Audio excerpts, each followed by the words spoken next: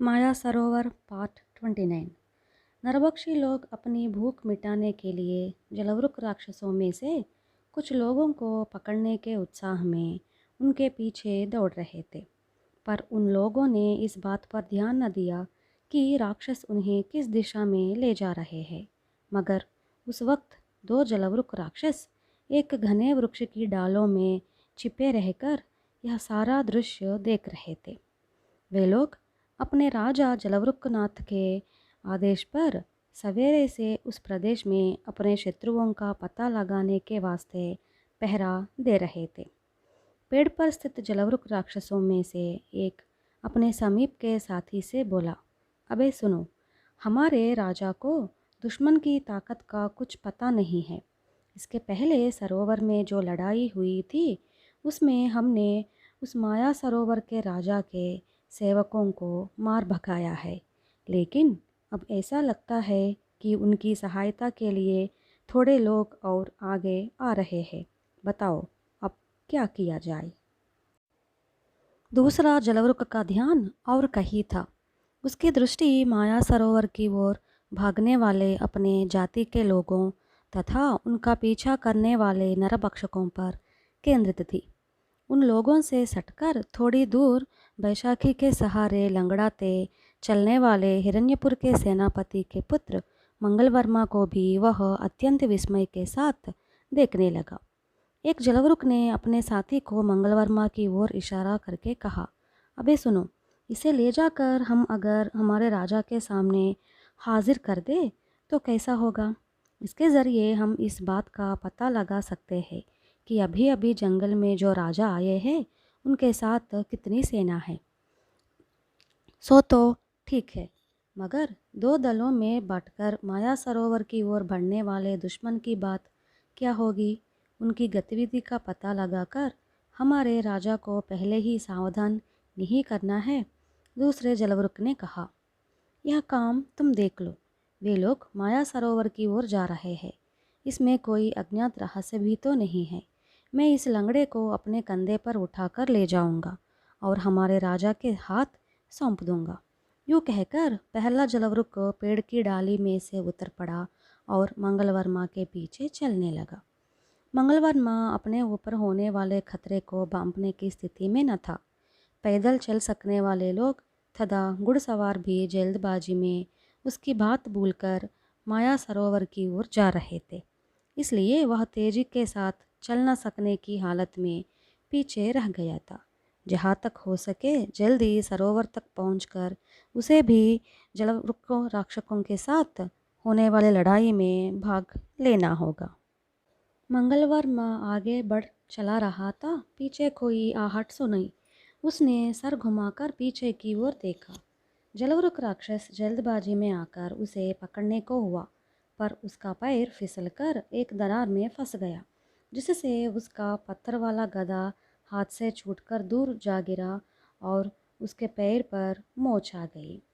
जलवृक राक्षस की पीड़ा के मारे जोर से चिल्ला उठा, हे जलवृकनाथ, तुम ही बचाओ। मंगलवर्मा समझ गया कि वह रत्ती भर में खतरे से बच गया। तब वह जलवृक के निकट पहुंचा। ऊंचे स्वर में बोला, अबे तुमने मुझे पकड़ने जाकर अपना पैर नाहक तुड़वा लिया। तुम्हें सही सबक मिल गया है। बस इस वक्त तुम्हें इलाज की ज़रूरत है। कहीं रहने वाला तुम्हारा राजा जलवृकनाथ तुम्हारी कोई मदद न कर पाएगा। इसके पूर्व ही तुम्हारे जलराक्षसों ने सरोवेश्वर के महलों पर हमला कर दिया था ना। उसमें कौन जीत गए? तुम सच बताओगे तो संजीवनी जैसी जड़ी बूटियों से तुम्हारे टूटे पैर पर मैं पट्टी बांधकर तुम्हें चलने लायक बना दूंगा। ये शब्द सुनकर जलवृक को कहराते हुए जवाब देने को था। तभी पेड़ की डालों में छुपे जलवृक का साथी अपना गदा उठाकर चिल्ला उठा, अरे माया सरोवेश्वर के सेवक, मैं तुम्हें इसी क्षण इस दुनिया से विदा करूँगा। यूँ चिल्लाते दौड़ा दौड़ा आने लगा। मंगलवर्मा ने खतरा भांपकर अपनी बैसाखी वाली लाठी की मूठ को ऊपर खींचा। पल भर में चकाचौंध करने वाली पैनी तलवार बाहर निकल आई। उसने पैर तोड़वाए जलवृक राक्षस के कंठ पर तलवार की नोक टिकाई। तब अपनी ओर बढ़ने वाले दूसरे जलवृक राक्षस से कहा, अरे दुष्ट, तुम अपने गधे को दूर फेंककर घुटनों से बल पर रेंगते मेरे समीप आ जाओ। ऐसा नहीं करोगे तो इसी वक्त तुम्हारे दोस्त की गर्दन धरती पर लौट जाएगी। इसके बाद तुम्हारी बारी आएगी। जलवृक ने गदा दूर फेंक दिया। घुटनों पर बैठकर कांपते हुए बोला, मैं तुम्हारी अधीनता को स्वीकार करता हूँ। मेरे दोस्त को मत मारो, उसे जान के साथ छोड़ दो। मेरे साथ चलो, तुम्हें औषधि के पत्र दिखा देता हूँ। यूँ शब्द कहकर मंगलवर्मा निकट की झाड़ियों की ओर बढ़ा और वहाँ से कुछ पत्ते और कुछ कोपले तोड़कर उन्हें हथेली पर मर्दन किया। एक ठेला सा बनाकर जलवृक के हाथ देकर बोला, अबे सुनो, यह औषध तुम अपने दोस्त के घुटनों पर लगाकर पट्टी बांध दो। उसे कम से कम 12 घंटों तक उस जगह से ना हिलना चाहिए, तभी जाकर यह दवा काम आएगी। यह सुनकर दोनों जलवृक राक्षसों के चेहरों पर मायूसी छा गई। मंगलवर्मा यह सोचते आगे बढ़ गया कि ये दोनों जलवृक जंगल में किसी खास काम पर लगे हुए हैं और वे सच बताने की हालत में नहीं है। मंगलवर्मा लंगड़ाते 4-5 मिनट तक चल पाया था। तभी एक ऊंचे वृक्ष पर से किसी ने उसे पुकारा, मंगलवर्मा। मंगलवर्मा ने सोचा कि यह किसी वृक्ष पिशाच की पुकार होगी। उसने सर उठाकर देखा। एक विशाल वृक्ष की डालों पर फैली जंगली लताओं में फंसा हुआ कोई व्यक्ति उसे दिखाई दिया। वह और कोई नहीं बल्कि माया सरोवेश्वर के हमसों वाले रथ का सारथी था। रथ जब उलट गया तब वह उसमें से खिसक कर पेड़ पर फैली लताओं में फंस गया। ओ, तुम बच गए हो, बड़ी खुशी की बात है। नीचे नीचे उतर आने के लिए क्या तुम्हें किसी डाल का सहारा नहीं मिला? रथसारथी ने कहा, वर्मा धीरे से बोल। यमदूत जैसा एक व्यक्ति भयंकर नरवानर पर सवार हो इसी रास्ते पर आ रहा है। उसके साथ थोड़े सैनिक भी हैं। मैं समझता हूँ कि ये लोग और कोई नहीं, हमारे दुश्मन जयशील और सिद्ध साधक होंगे। अजी सुनो, इस वक्त ये लोग हमारे दुश्मन नहीं, मगर मैं यह बात ठीक से नहीं जानता कि ये हमारे मित्र हैं या नहीं। मुझे अभी अभी पता चला कि माया सरोवेश्वर जयशील नामक व्यक्ति को पकड़कर सरोवर की ओर चले गए हैं। उन लोगों में हमारे हितैषी वैद्यदेव भी है। मैं तो लंगड़ा ठहरा, पेड़ पर चढ़ नहीं सकता, तुम उतर नहीं सकते, इसलिए तालियां बजाकर उन लोगों को यहाँ पर बुलाओ, मंगलवर्मा ने सुझाया। रथसारथी ने थोड़ी दूर पर जाने वाले सिद्ध साधक राजा कनकाक्ष तथा उसके अनुचरों को लक्ष्य करके ऊंचे स्वर में पुकारा, महाशयों, मुझे बचाइए। मैं यहाँ पर पेड़ की ऊंची डाल पर जंगली लताओं में फंस गया हूँ। उस पुकार को सबसे पहले अपने तेज कानों से नरवानर ने सुन लिया। फिर क्या था, अचानक वह रुक गया, सर उठाकर ऊपर देखते हुए अपने कंधे पर बैठे सिद्ध साधक को इशारा किया। इस बीच रथसारथी एक और बार चिल्ला उठा। इस बार सब लोगों ने उसकी पुकार को स्पष्ट सुन लिया। देव शर्मा ने आगे बढ़कर कहा, यह पुकार माया सरोवेश्वर के रथसारथी की प्रतीत होती है।